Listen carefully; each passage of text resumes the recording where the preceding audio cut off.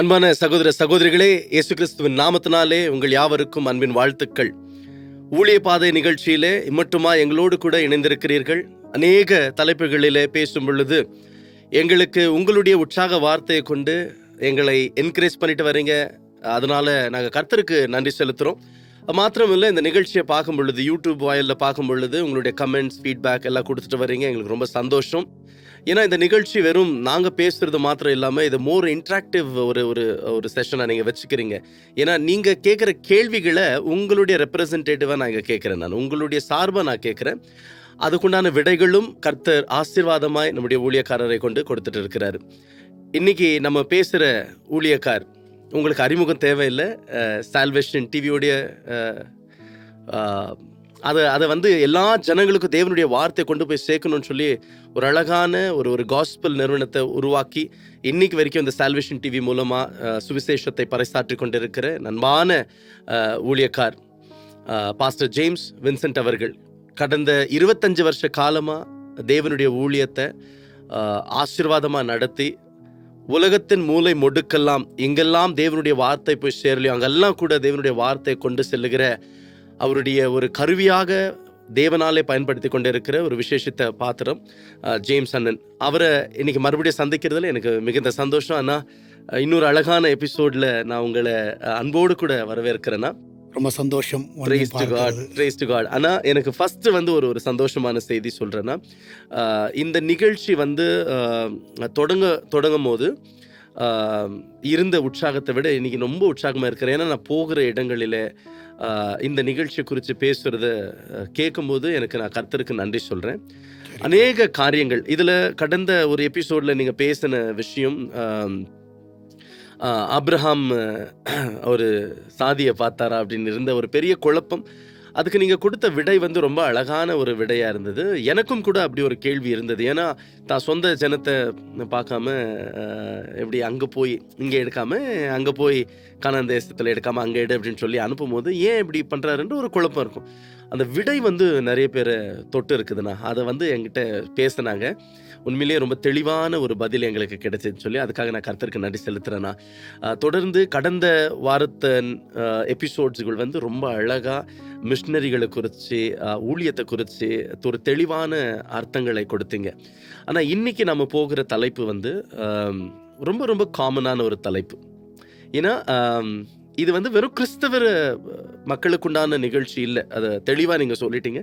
பார்க்கின்ற எல்லா ஜனங்களுக்கும் போய் சேர்கிற ஒரு நிகழ்ச்சியாக இருக்கணும்னு சொல்லி அதன் சார்பாக சில கேள்விகளை என்னிடத்துல கொடுத்துருக்குறாங்க. அவங்களுடைய சார்பாக அந்த கேள்விகளை கேட்குறேன்னா, ஆனால் இன்னைக்கு பொதுவாக இன்னைக்கு காலகட்டத்தில் ரொம்ப ரொம்ப எப்படி சொல்கிறதுங்க, ரொம்ப லகுவாய் சில கவர்ந்திருக்கிற விஷயம் என்னன்னு சொன்னால் இஎம்ஐ. அண்ணா, இஎம்ஐ, சரிப்பா, லோன். ஓகேவா? இன்னைக்கு எப்படின்னா, நீ பேசிக்காக நீங்கள் ஃபோன் வச்சுன்னு யாருமே உங்களுக்கு சொந்த பந்தம் யாருமே நண்பர்கள் இல்லைன்னா கூட இவங்க இருப்பாங்க. உங்களுக்கு ஃபோன் பண்ணி லோன் வேணுமான்னு கேட்கறதுக்கு ஒரு கூட்டம். எனக்கு அதிகமாக வரும். உங்களுக்கு யார் நம்மளை நினைக்கிறாங்களோ இல்லையா, இந்த லோன் கொடுக்குறவங்க நினைப்பாங்க. பொதுவாக இந்த கால் பண்ணி லோன் வேணுமான்னு கேட்பாங்க. உங்களுக்கு ரொம்ப சுலபமாக்கிடுவாங்க. எப்படி, உனக்கு வீடு வாங்கணுமா, நீங்கள் எல்லாம் சேர்த்து வச்சு வாங்குறதுக்காக இப்போ நீங்கள் இஎம்ஐயில் வாங்கிடலாம். கார் வாங்கணுமா அப்படின்னு கொடுத்துருவாங்க. இப்போது எனக்கு என்ன கேள்வினா, வேதத்தின் அடிப்படையில் நீங்கள் கடன் வாங்காதிருப்பீர்கள், அநேக ஜாதிகளுக்கு நீங்கள் கடன் கொடுப்பீர்கள் என்று வேத வசனம் சொல்லுதுன்னா, இன்னைக்கு பெரும்பாலும் நான் கிறிஸ்தவர்கள்னு சொல்லவில்லை, பெரும்பாலும் நீங்கள் பார்த்தீங்கன்னா இஎம்ஐ அப்படின்ற ஒரு விஷயத்தை அவங்க வாழ்க்கையில் இல்லாமல் இருக்க முடியாது. அதை கடந்து போயிட்டு இருக்கிறாங்க. இப்போ கடன் வாங்கக்கூடாதுன்னு வேதம் சொல்லியிருக்குது அப்படின்ற ஒரு வார்த்தை இருக்குது. இன்னொரு வார்த்தை என்னன்னா, இப்போ ஒருத்தர் கேட்டார், என்ன சரி பிரதர், ஓகே கடன் வாங்கக்கூடாது, இப்போ எனக்கு ஒரு மெடிக்கல் எமர்ஜென்சி, என் ஃபேமிலியில் எனக்கு ஒரு மெடிக்கல் எமர்ஜென்சி, என் பிள்ளைக்கு உடம்பு சரியில்லை, 3 லட்ச ரூபா கொடுக்கணும், ஹாஸ்பிட்டல் கொடுக்கணும். இப்போ என்கிட்ட பணம் இல்லை, நான் மெடிக்கல் எமர்ஜென்சி பார்க்கணும், அப்போ நான் கடன் வாங்கக்கூடாதா அப்படின்னு ஒரு கேள்வியை கேட்டார். அப்போ அதுக்கு எனக்கு அந்த நேரத்துக்கு விடை சொல்லலைண்ணா. நான் சொல்கிறேன், நான் ஜெபித்துட்டு உங்களுக்கு இந்த காரியத்தை சொல்கிறேன். அப்போது எனக்கு ஒரு ஃபோரம் இருக்குது, இந்த கேள்வியை கேட்கறதுக்கு உண்டான ஒரு ஃபோரம், ஊழிய பாதை நிகழ்ச்சியில். சரி, இந்த கேள்வி எங்கே போடுவோம்? ஜேம்ஸ் போடுவோம். இப்ப நீங்க என்ன விடை கொடுக்குறீங்களோ ம். விடைய நிச்சயமா அந்த சகோதரர் பார்ப்பார். ஸோ நான் கடன் வாங்கணுமா வாங்கக்கூடாதா, இஎம்ஐ வாங்கலாம் வச்சுக்கலாமா வேணாவா, என்னண்ணா உங்களுடைய ஒரு அட்வைஸா இருக்கும்னா? ஜாக்சன், ஆ, இது வந்து பயங்கர காம்ப்ளிகேட்டடு. ப்ளஸ் எப்படி சொல்கிறதுனா, இது சரியா தவறா அப்படின்ற கான்செப்டே வந்து பயங்கரமான ஒரு விஷயம்னு வச்சுக்கோங்க. ம், ம். சரியான கேள்வி இது. ஆனால் என்னுடைய பாயிண்ட் ஆஃப் வியூ, இது வந்து என்னுடைய உங்களுடைய பாயிண்ட் பாயிண்ட் ஆஃப் வியூ. இது வந்து எல்லாமே என்னுடைய பாயிண்ட் ஆஃப் வியூ. ம். ஏன்னா சில காரியங்கள் நான் என்னுடைய அனுபவத்திலேருந்து நான் சொல்கிறேன். அது வந்து சிலர் ஏற்றுக்கலாம், சிலர் ஏற்றுக்காமையும் போகலாம். ம், சரியா? ம், அது ம். வந்து எனக்கு எப்படி அவங்க எடுத்துக்குவாங்கன்னு தெரியல, எந்த ஆங்கிள் எடுப்பாங்கன்னு தெரியல. ஸோ இது உங்களுடைய பாயிண்ட் என்னுடைய ஆஃப் வியூ. பாயிண்ட், ஆமாம். உங்க அனுபவம். இதை எடுத்து அவங்க வந்து ட்ரோல் கூட போடலாம். ம், அது போட்டோம், ஒன்றும் பிரச்சனை இல்லை. ஆனால் ஜென்ரலாக என்னுடைய பாயிண்ட் ஆஃப் வியூவில் நான் சொல்கிற ஒரு காரியம், ம், கடன் வாங்குவது சரியா தவறா ம். அப்படின்னு பார்த்தீங்கன்னா, என்னுடைய பாயிண்ட் ஆஃப் வியூவில் வந்து கடன் வாங்குவது பாவம் அல்ல, ம். அது பாவம் அல்ல. சின் கிடையாது. ம். சரியா? ம். கடன் வாங்குவது சின்னு கிடையாது, பாவம். சிலர் வந்து அது பாவம்னு சொல்லுவாங்க. ஓகே. சரியில்லை நீ பரலவும் போக மாட்டேன்னுவாங்க. அதெல்லாம் வந்து கான்செப்ட் வந்து நான் ஒத்துக்க மாட்டேன். ம். என்னுடைய இதில் வந்து நான் ம், ஒத்துக்க மாட்டேன். ம், அது வந்து பாவம் கிடையாது. ஸோ எப்போ பாவம் கிடையாதுன்னு அதையும் நான் சொல்லிடுறேன். எப்போ பாவம் ஆகும் ஓகே. அதுவும் இருக்குது. சரியா? ம், கடன் ம். வாங்குறது வந்து எப்போ பாவம் ஆகும், எப்போ பாவம் ஆகாது, அதுவும் இருக்குது. சூப்பர். இன்னொன்று, நான் பார்த்த வரைக்கும் நிறைய பேர் வந்து இதை பேசுவாங்க. என்னென்னா, கடன் வாங்காதிருப்பாய் நீயோ கடன் கொடுப்பாய் ம், அப்படின்னு. இப்போ என்கிட்டயே சிலர்லாம் சொல்லுவாங்க, இப்படி தான் நான் வேதம் சொல்லுது, ம். கடன் தானே கொடுக்கணும். நான் ஃபஸ்ட்டு கேள்வி அவங்கள பார்த்து கேட்குற ஒரு காலையும், சரி ஓகே, அப்போ நீ வாங்கலை ஆனால் நீ கொடுக்குறியா? ஓகே. சரி, ஒன்று நீ வாங்குற இதில் ஸ்டேஜில் இல்லை, ஆனால் நீ வந்து கொடுக்குற ஸ்டேஜில் இருக்கிறியா? ம், ம், ஓகேவா? ம். நிறைய பேர் வந்து பேசலாம், நான் வந்து கடனே வாங்க மாட்டேன் அப்படின்னு சொல்லலாம். அப்போ நீ அதை நிறைவேற்ற, நீ இதை நிறைவேற்றணும்.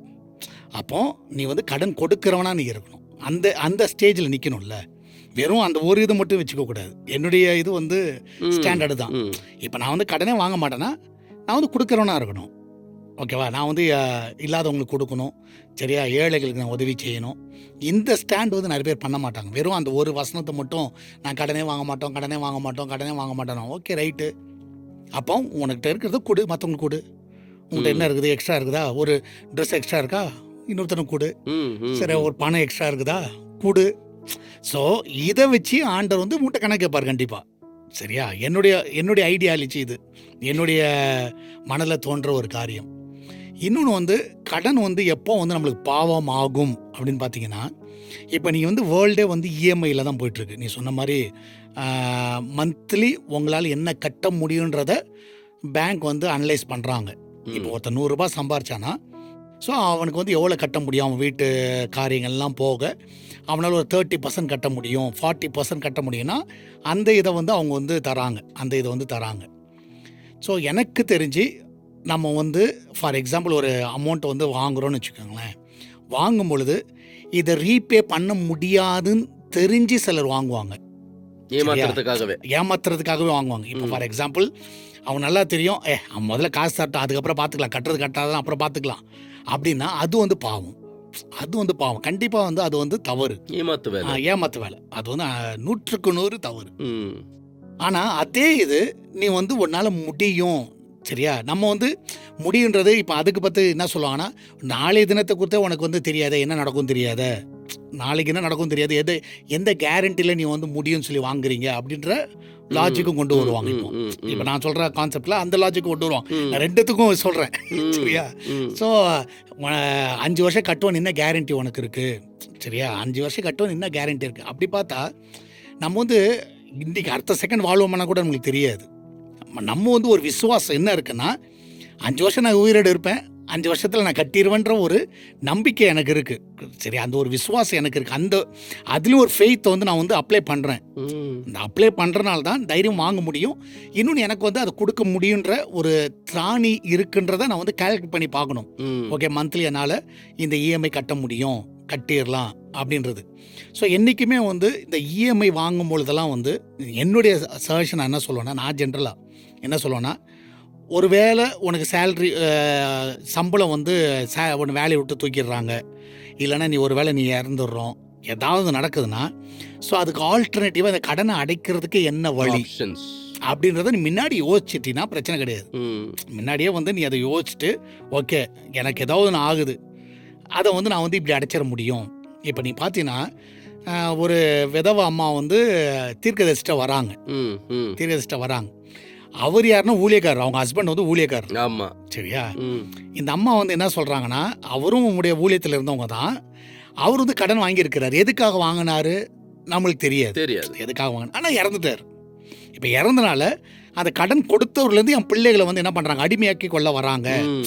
அவங்க வந்து லீகலாக வராங்க. பழைய ஏற்பாட்டு காலத்தில் அது வந்து லீகல். சரியா? இப்போ கடன் கொடுக்கலையா, அவன் பிள்ளைகள் வந்து அடிமை. ஸோ யாத்ரா புஸ்தகத்தில் நீ படிச்சுன்னா அது வரும். ஸோ அப்போ அவன் வந்து செய்கிறது வந்து லீகலாக தான் அவன் செய்கிறான். ஆனால் இப்போ நீ பார்த்தீங்கன்னா நம்ம யோசிக்கலாம், ஏன் கடன் வாங்கினாரு, அவர் செஞ்ச தவறு. அந்த பாயிண்ட் ஆஃப் வியூவில் பார்த்தீங்கன்னா இப்போ நான் யோசிக்கிறதுனா, அவர் வந்து வாங்கும் பொழுது ஓகே இதை வாங்குகிறோம், ஸோ ஒருவேளை எனக்கு ஏதாவது ஒன்று ஆயிடுச்சுன்னா இது பிள்ளைகளையும் மனைவியும் போய் தாக்கும்.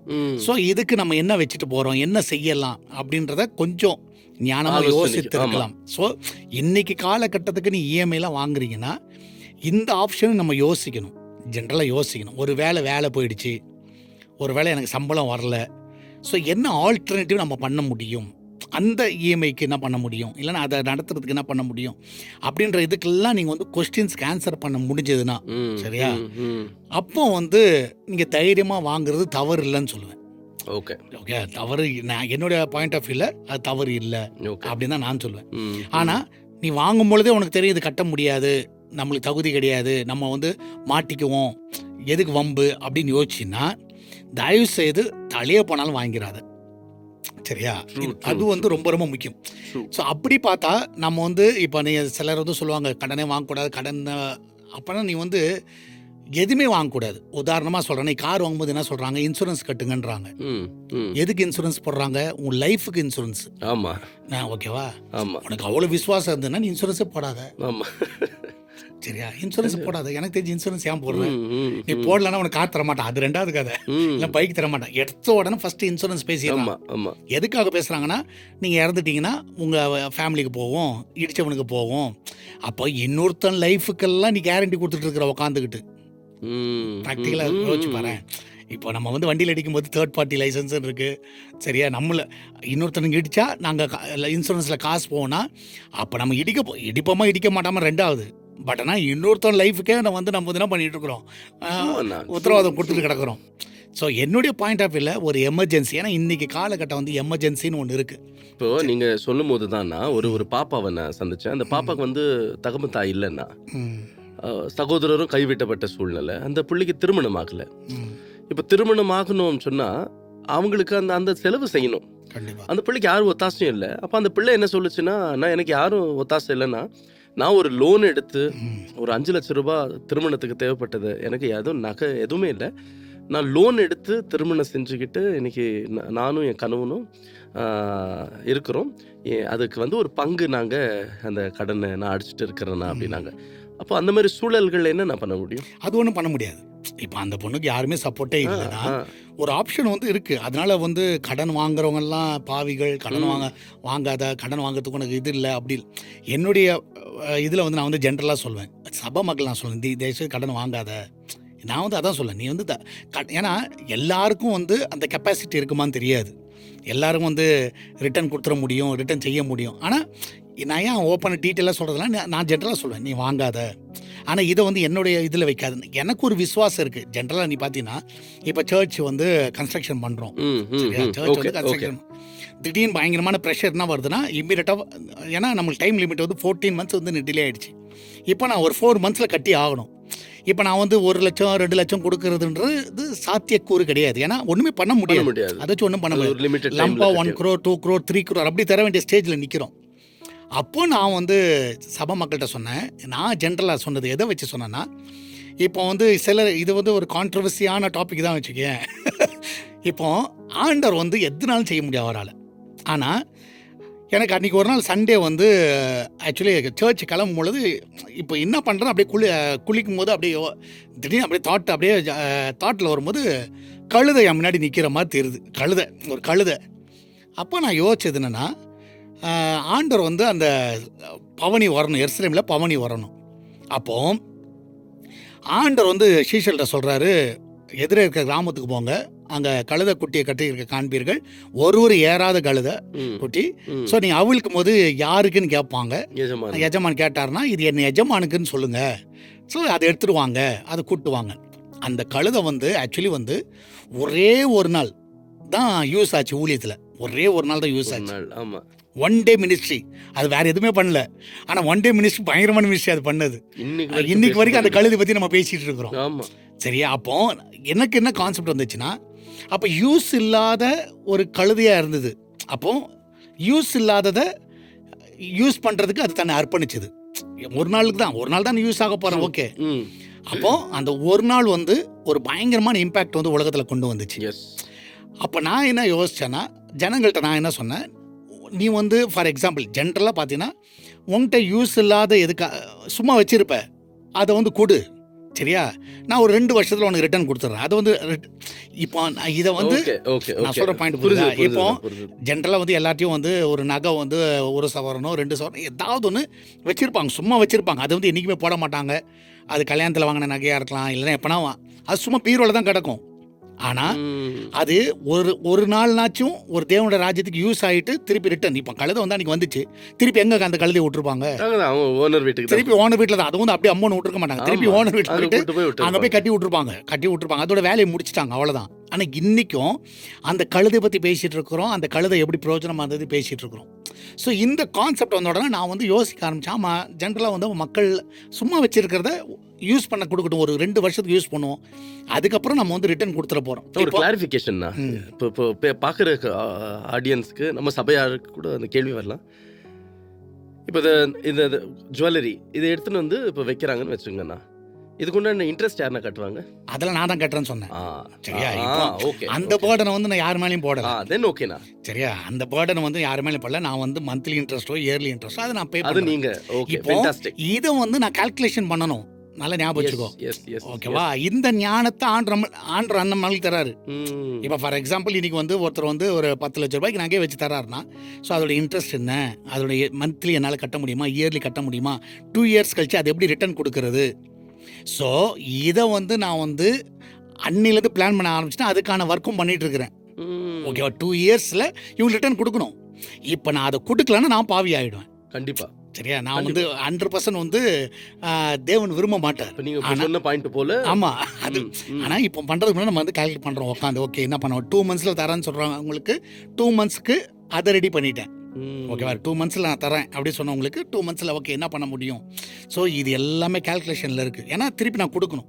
ஸோ இந்த மாதிரி நான் சொல்லும் பொழுது, ஸோ நான் எதை பேஸ் பண்ணுறேன்னா, ஓகே எனக்கு ஒரு விசுவாசம் இருக்குது, கர்த்தர் வந்து ஏதாவது ஒரு வழியை வச்சுருப்பார், ஏதாவது செய்வார். ஸோ நான் வந்து என்னுடைய ஐடியாலஜியோ என்னுடைய ஞானத்தையோ நான் நம்பலை. நான் எதை நம்புகிறேன்னா, கர்த்தர் நிச்சயமாக இதில் ஏதாவது ஒரு கிரியை செய்வார் அப்படின்ற ஒரு கான்செப்டை மைண்டில் வச்சுட்டு தான் நான் ஜனங்களை சொல்ல ஆரம்பித்தேன். ஜனங்க அதில் கொஞ்சம் பேர் ஸோ உற்சாகமாக கொடுக்க ஆரம்பித்தாங்க. இது கொடுக்க ஆரம்பித்ததுனால நான் சொல்கிறேன், இப்போ கன்ஸ்ட்ரக்ஷன் ஒர்க் ஆரம்பிக்கிறதுக்கு கர்த்தர் கிருபை தந்திருக்கிறார். ஸோ என்னுடைய கான்செப்ட்னா 2 இயர்ஸ், இப்போ திடீர்னு வந்து ஒரு ஹியூஜ் அமௌண்ட் வந்து யாரும் நம்மளுக்கு தர மாட்டாங்க. பட் ஆனால் நம்ம சர்ச் மக்கள் என்ன பண்ண முடியுமோ அந்த கான்செப்ட். இதில் வந்து நான் வந்து ஜென்ரலாக யோசிச்சது என்னன்னா, இப்போ வந்து இவங்களை எடுத்துக்கோ, இப்போ எலிசாக்கிட்ட அந்த அம்மா வந்தாங்க, அம்மா கிட்ட அந்த அம்மாட்ட கேட்குறாரு, உங்ககிட்ட என்னம்மா இருக்குன்னு கேட்குறாரு. அவங்க என்ன சொல்கிறாங்க, ஒரு குடம் எண்ணெய் இருக்குது, ஓகேவா? இப்போ தீர்க்கதரிசி சொல்லி நினச்சிருந்தா என்ன பண்ணியிருக்கலாம்னா, அம்மா நீ அந்த எண்ணெயை முண்டு சரியா, ஒரு வீட்டில் போய் கொடு, வித்துரு, சரியா, உனக்கு வந்து லைஃப் ஃபுல்லாக உனக்கு பிரச்சனையே இருக்காதுன்னு சொல்லியிருக்கலாம். ஆமாம், ஆனால் அவர் அதை சொல்லலை. நீ வசனத்தை படிச்சுன்னா எல்லாத்தையும் போய் பாத்திரத்தை, வெறும் பாத்திரத்தை வாங்கிட்டு வா. நீ யோசிச்சு பாரு ஜாக்சன், ஏற்கனவே இது கடனாளி, ஏற்கனவே வந்து கடைக்காரன் வந்து பிள்ளைகளை தூக்குறான், சரியா? இப்போ உன் வீட்டில் வந்து அது மாதிரி ஒரு சுச்சுவேஷன்னா, இப்போ நீ போய் எப்படி தைரியமாக கேட்க முடியும்? பக்கத்து வீட்டில் போய் கேட்க முடியுமா? அவங்களுக்கு தெரியுமே, அவங்களுக்கு தெரியும் உனக்கு திருப்பி இந்த வெறும் பாத்திரத்தை நீ ரிட்டர்ன் தருவியான்னு கூட தெரியாது, என்ன நடக்கும்னே தெரியாது. ஸோ இந்த சம்பவம் வந்து என்னன்னா, அப்போ வெறும் பாத்திரம் நிறைய பேர் வீட்டில் இருக்குது, அவங்களுக்கு வந்து அந்த பாத்திரத்தை போய் வாங்கினா அது வந்து என்னன்னா பாரோ பண்ணு தான் அர்த்தம். நீ போய் பாரோ பண்ணிட்டு வா, நீ வாங்கிட்டு வா, நம்ம கொடுத்துட முடியும். அப்போ எலிசாக்கு வந்து சொன்ன உடனே அந்த மகளுக்கு வந்து ஃபர்ஸ்ட் ஃபெய்த் என்னது நம்ம வந்துச்சு, இந்த பாத்திரத்தை வாங்குறேன், நான் ரிட்டர்ன் கொடுக்க முடியும். அதுவே வந்து பயங்கரமான இம்பேக்ட் அது. இப்போ எனக்கு அந்த தைரியம் இல்லைன்னு வச்சுக்கேன், நான் வாங்கியிருக்க மாட்டேன், அந்த பாத்திரத்தை போய் வாங்க மாட்டேன். ஸோ அந்த ஃபெய்த்துன்னு ஒன்று இருக்குது, இதில் ஒரு ஃபெய்த் க்ரியேட் ஆகுது. சும்மா சாதாரண மேட்டர் கிடையாது. நீ யோசிச்சு பாரு, அந்த அம்மாவோட ஆங்கிள்லேருந்து யோசிச்சு பார்த்தீங்கன்னா, ஸோ ஒரு வீடாக போயிட்டு எத்தனை கேள்வி கேட்பான், ஒருத்தனை எதுக்கு, ஏன், என்ன எதுக்கு. ஸோ இருக்கிறதே வந்து ஒரு நாள் ஒன்றும் பண்ண முடியல. இன்னொன்று வந்து பிள்ளைகளை வேறு அனுப்புகிறா. சரியா, இந்த பிள்ளைகள் வந்து வாலிப பிள்ளைகளாக தான் இருக்கணும். அப்போ அந்த பிள்ளைகளுக்கு இருக்கிற அந்த ஃபெய்த்து போய் வாங்கிட்டு வந்து இப்போ அப்போ ஆல்மோஸ்ட் வந்து சில டைம் ஆண்டவர் என்ன பண்ணுறாரு, என்னுடைய பாயிண்ட் ஆஃப் வியூவில் பப்ளிக்காக சில காரியங்கள் இது ஏன் செய்கிறாருன்னா, இப்போ முடிஞ்ச உடனே அதோட முடிவு எப்படி இருக்கும்னா, ஊரில் இருக்கிற எல்லாரும் என்ன நம்ம சொல்லியிருப்பாங்க, எங்கள்கிட்ட இருந்து எல்லா வெறும் பாத்திரத்தை வாங்கிட்டு போனால் அவங்க தேவன் அற்புதம் செஞ்சார். புரிஞ்சிச்சா? கண்டிப்பா. ஏன் நாங்கள் கொடுத்தோம் ஐயா, ஆனால் அதுக்கு மேலே ஒரு கரம் இருந்துச்சு, என்ன இருந்துச்சுன்னா கர்த்தருடைய கரம். ஸோ நான் குறையா கூட பேசியிருக்கலாம். திடீர்னு ஒரு பொம்பளை வந்து இதெல்லாம் கொடுக்குதுன்னா எப்படி சம்பாரிச்சோம் அப்படி வந்துச்சோ அப்படி கூட சொல்லிருக்கலாம். ஆனால் அதுக்கு இல்லாதபடி ஒரு பப்ளிக் எவிடன்ஸை கர்த்தர் கொடுக்க முடியாது. நான் ஜென்ரலாக தியானிக்கு ஆண்டவரை நான் ஒரு டைமில் யோசிச்சேன், இப்போமே ஆண்டவரே இந்த நிலைமையில தள்ளிட்டீங்க, நான் போய் இவங்கள்ட்ட இப்படி கேட்குற மாதிரி ஆயிடுச்சு அப்படின்னு. ஆனால் ஒரு பப்ளிக் எவிடன்ஸை ஆண்டவர் வந்து கிரியேட் பண்ணுறதா நான் நினைக்கிறேன். இப்போ ஜனங்க வந்து அவங்க நகைகளை வந்து கொடுத்து, பாஸ்டர் ஒரு 2 இயர்ஸ் கழிச்சு கொடுங்க, சரியா. சிலர் வந்து சொன்னாங்க, பாஸ்டர் லேண்டு சும்மா இருக்குது பாஸ்டர், அந்த பத்திரத்தை கொடுத்துட்றோம், நீங்கள் அதை வச்சு பணம் கூட வாங்கிடுங்க, அப்புறம் கூட பொறுமையாக தாங்க. ஸோ இதெல்லாம் வந்து ஆக்சுவலி பப்ளிக் எவிடன்ஸை ஆண்டவர் கிரியேட் பண்ணுறாரு. என்ன பண்ணுறாரு எனக்கு தெரியல. ஆனால் ஒரு காலம் வரும் பொழுது ஜனங்க சொல்லுவாங்க, அப்பா இதுக்கு மேலே கர்த்தர் தான்ப்பா கிரியை செஞ்சார், எல்லாத்துக்கு மேல கர்த்தர். பாத்திரங்க வாங்குற ப்ராசஸ் நீங்க பண்ணிட்டு இருக்கீங்க. ஆமா, எண்ணெயை நிரம்பச்செய்து அவர் தான். எண்ணெயை நிரம்பச்செய்து அது வந்து கொடுக்குறவங்க வந்து எத்தனை லட்சம் கொடுத்தாலும் அதை நிரம்பச்செய்கிற தேவன். எனக்கு தெரிஞ்ச ஆண்டவர் வந்து என்னுடைய விசுவாசம் 2 இயர்ஸில் நான் வந்து கடனாளியாக இருக்கவே மாட்டேன். சரியா, என் கையில் இருக்கிறத கொடுக்குற மாதிரி ஆண்டவர் மாற்றிடுவார். ஸோ எனக்கு எப்பவுமே இந்த ஊழிய ஆரம்பத்துலேருந்து விசுவாசிக்கிறேன், 2 வருஷம் தேவைப்படாதுன்னு நினைக்கிறேன். அதுக்கு முன்னாடி பிடிச்சல. என்னுடைய விசுவாசம் என்னன்னா, ஒரு காலம் வரணும், என்னுடைய ஜெபம். நான் ஆரம்ப நாட்டிலேருந்து இருக்கிற ஊழியத்தில் இருக்கிறவங்க எல்லாரும் தெரியும், ஒரு நாள் நான் சொல்லணும், காணிக்கையை போதும் நிறுத்துங்க, கர்த்தர் நிறைவா. இந்த மோசஸ் சொல்கிறாரு பார்த்தீங்க, ஆசரிப்பு கூட கட்டும்போது போதும் நிறுத்துங்க, எல்லாம் நிறைய வந்துருச்சு. ஸோ அந்த சிச்சுவேஷனை கர்த்தர் எஸ்தர் திருச்சபையிலையும் கொண்டு வரணுன்றது என்னுடைய ஜெபம். ஸோ அது கண்டிப்பாக செய்வார். எப்படி செய்வார் எனக்கு தெரியாது. ஆனால் இன்னொன்று வந்து நான் ஜென்ரலாக யோசிப்பேன், இப்போ நம்ம கையில் சும்மா இருக்கிறதே வந்து ஒரு பெரிய வந்து தடங்கள்னு யோசிப்பேன். இல்லை நான் நீங்கள் இப்போ சொல்லும் போது எனக்கு வருது இந்த தாளந்துகள் கதை தான் வருது. 5 தாளந்து 2 தாளந்து 1 தாளந்து சும்மா புதைச்சு வச்சவங்கள தான் சும்மா ஆண்டவர் சொல்கிறார் பார்த்தீங்களா, அது ரொம்ப அழகாக இருக்கும். இதை வந்து நீ காசுக்காரர்கிட்ட கொடுத்துருந்தா கூட என்ன வந்துருக்கும் உனக்கு. ஆண்டவர் எப்படி சொல்கிறாரு பாருங்க, அதை வந்து இன்ட்ரெஸ்ட்னாச்சும் வந்திருக்குமே உனக்கு. சரி, இன்ட்ரெஸ்ட்னாச்சும் வந்திருக்கும். அதில் வந்து எனக்கு ரொம்ப பிடிச்சமான சம்பவம் என்னென்னா, அது வந்து இதில் இருக்கும், அது பேர் என்ன, மத்தேயு 25வது அதிகாரம். சரியா, மத்தேயு 25 ரொம்ப அழகான அதிகாரம் பா, அது சரியான அதிகாரம். ஸோ அதில் ஒரு வார்த்தை எனக்கு ரொம்ப பிடிச்சமான ஒரு வார்த்தையை அவன் வந்து சொல்லுவான் பாருங்க, ஏன்பா நீ செய்யலைன்னு கேட்கும்போது, நீர் வந்து விதைக்காத இடத்துல வந்து அதுன்னு அந்த அறுக்கிறவர், தெளிக்காத இடத்துல சேர்க்கிறவர்னு. ஸோ அந்த அவங்கள ஆண்டவனை பற்றி சொல்ல 25 தானே, ஆமாம் 25 தான். ஸோ 25ல் 24 வாசிச்சுன்னா, மத்தேயு 25:24 ஒரு தாளந்தை வாங்கினவன் வந்து, ஆண்டவரே நீர் விதைக்காத இடத்துல அறுக்கிறவர். அப்போ விதைக்கவே இல்லை, ஆனால் நீங்கள் அறுப்பீங்க. அதுக்கு அடுத்தது தெளிக்காத இடத்துல நீங்கள் வந்து விதையே போடல, ஆனால் நீங்கள் வந்து சேர்ப்பீங்க. எனக்கு நான் அடிக்கடி யோசிச்சுப்பேன், ஆண்டவருக்கு ஏன் எங்கள் மேலே இவ்வளோ கோவம் வந்துச்சு. ப்ராக்டிக்கலாக யோசிச்சு பாறேன். அப்போ இவன் ஆண்டவரை மிஸ் அண்டர்ஸ்டாண்ட் பண்ணியிருக்கிறான். அதான் ஆண்டவருக்கு பெரிய கோவம். ஆண்டவர் வந்து விதைக்காத இடத்துல போய் அறுக்கிறவர் இல்லை, அவர் ஜெனராசிட்டி. நம்ம தேவன் வந்து தாராளமாக கொடுக்கிறவர். ஆனால் இவன் சொல்கிறான், நீ வந்து பயங்கரமான ஆள், நீங்கள் ஒன்றுமே செய்யாம, எப்படி பேசிட்டானா, நீ ஒன்றுமே செய்யாமல் என்கிட்ட ரிட்டர்ன் எதிர்பார்க்குறீங்க பாருங்க. சரியா, ஒன்றுமே நீங்கள் தெளிக்கவே இல்லை, ஆனால் நீங்கள் வந்து சேர்க்கணும்னு பார்க்குறீங்க. ஸோ ஆண்டருடைய ஜெனராசிட்டி, கம்பேஷன் பண்ணுறான், அவருடைய கேரக்டரை மாற்றிட்டான். அதனால தான் ஆண்டருக்கு வந்து ரொம்ப கோவம் வந்துருச்சு. வேறு எதுவும் கோவம் வரல. அவன் ஒன்றுமே இல்லை ஆண்டவரே எனக்கு என்ன பண்ணணும்னு தெரியல, அப்படியே வச்சுட்டு ஆண்டவரேன்னு சொல்லியிருந்தா கூட மன்னிப்பு ஆண்டவர் வந்து மன்னிச்சிருப்பாரு. சொல்லி நீ கொடுத்து வந்து என்னையே நீ குறை சொல்றிய, நான் வந்து அப்போ அது ஒரு பயங்கரமான வார்த்தை அது. இல்ல எனக்கு டக்குன்னு அதுதான் ஞாபகம் வந்தது. கொஞ்சம் யோசிச்சு பாரு. புதைச்சி வச்சு அது பிரயோஜனப்படாத ஒரு காரியமா கண்டிப்பா போயிருமே. ஆனா அவன் புதைச்சி வச்சதை ஆண்டு தவறுன்னு சொல்றாரு. நீ ஏன் சும்மா வச்சிருந்த? அது அழகா சொல்லுவாரு. ஆண்டவர் சொல்ற பாருங்க, அவனுடைய எஜமான் பிரதித்திரமாக பொல்லாதவனும் சோம்பலுமான ஊழியக்காரன், நீ வந்து சோம்பலா இருக்கிற, சரியா? நான் விதைக்காத இடத்தில் அறுக்கிறவன் என்றும் தெளிக்காத இடத்துல சேர்க்கிறன் என்று அறிந்திருந்தாயே, அப்படியானால் நீ என் பணத்தை என்ன பண்ணலாம், காசுக்காரர் வசத்துல கொடுத்துருக்கலாமே. ரொம்ப அழகா. அவர் அப்படி கேரக்டர் கிடையாது, ஆனா நீ அப்படி என்ன புரிஞ்சிருக்கிற, நீ நெகட்டிவா என்ன நினைச்சிருக்கல, அப்ப இதை பண்ணிருக்கலாமே, அதை செஞ்சிருக்கலாமே. அப்போ என்றைக்குமே நல்லா சொல்கிறேன், ஜென்ரலாக நான் சொல்கிறேன், இவனை என்னுடைய பாயிண்ட் ஆஃப் வியூவில் ஒரு காலத்தில் வந்து நம்மள்ட்ட சும்மா இருக்கிற காரியங்கள் வந்து நம்மளுக்கு நியாயத்திருப்பை வந்து கண்டிப்பாக கணக்கு வைக்கும். இந்த டைமில் வந்து நீ சும்மா தானே இருந்த, நீ அட்லீஸ்ட் போய் யூஸ்ஃபுல்லாக இருந்திருக்கலாமே. நீ அதை நிறைய பேர்ட்ட வந்து ஆண்டவர் அவங்கள்ட்ட இருக்கிறத வச்சே கணக்கு கேட்பார் எனக்கு தெரிஞ்சு. சரி, நீ என்ன தான் நினச்சிக்கோ, இருக்கிறத வச்சு கணக்கு கேட்பார். இப்போ நான் வந்து ஜென்ரலாக யோசிப்பேன். இப்போ நான் வந்து எப்போவுமே வந்து என்ன வந்து ஃபஸ்ட்டு, இப்போ வந்து மற்றவங்களை ஊழியக்காரங்களாம் எப்படின்னு எனக்கு தெரியாதுப்பா, ஆனால் நான் ஆரம்ப நாட்களில் இருந்து ஃபஸ்ட்டு வந்து ஆண்டவர் வந்து பேசும்பொழுது 2007 உனக்குள்ளது கொடுன்னாரு, சரியா? அப்போ என்கிட்ட ஒரு லேண்டு அதை விற்றேன். அதில் எனக்கு தெரிஞ்சு ஒரு சட்டை கூட வாங்கினது கிடையாது, ₹1 அதுலேருந்து எடுத்தது கிடையாது. அதை அப்படியே விதைச்சேன். சால்வேஷன் டிவியில் கிட்டத்தட்ட 16 லட்சம் ரூபாய் விதைச்சேன். ஆனால் இன்னைக்கு கர்த்தர் வந்து கோடிக்கணக்கான பேருக்கு அதை ஆசீர்வாதமாக மாற்றிட்டார். உண்மைன்னா அந்த விதவை சாரிபாத் விதவை முதல்ல அவகிட்ட இருந்து அப்பதான் கொடுத்தா, அப்புறம் தான் அந்த வீட்டுக்கு ஆசீர்வாதம் எண்ணெய் குறையாதபடி. இன்னொன்று இந்த இடத்துலையும் பார்த்தீங்கன்னா அந்த எண்ணெயை வந்து அவள் ஊத்துறா, அவளோட எண்ணெயை தான் ஊத்துறா, அதுதான் ஆசீர்வாதம். அவள்கிட்ட இருக்கிறத கொடுக்குற, அதான் கேட்குறல்ல, உங்கள்கிட்ட என்ன இருக்கு. என்றைக்குமே உங்கள்கிட்ட இருக்கிறத நீ கொடுக்க ஆரம்பிச்சாலும் அது ஒரு பெரிய ஆசீர்வாதம். சும்மா இருக்குதா இப்போ அது எப்படி தெரியாது எனக்கு, மற்றவங்க எப்படி ஏற்றுக்கிறாங்கன்னு தெரியல. ஸோ இன்னொன்று இப்போ இந்த டைமில் வந்து நான் யோசித்தேன், சர்ச்சு நம்ம சொல்கிறோம், நம்மள்ட்ட என்ன இருக்குது அதை யோசிப்போம், நம்மள்ட்ட இருக்குதான் இருக்குது.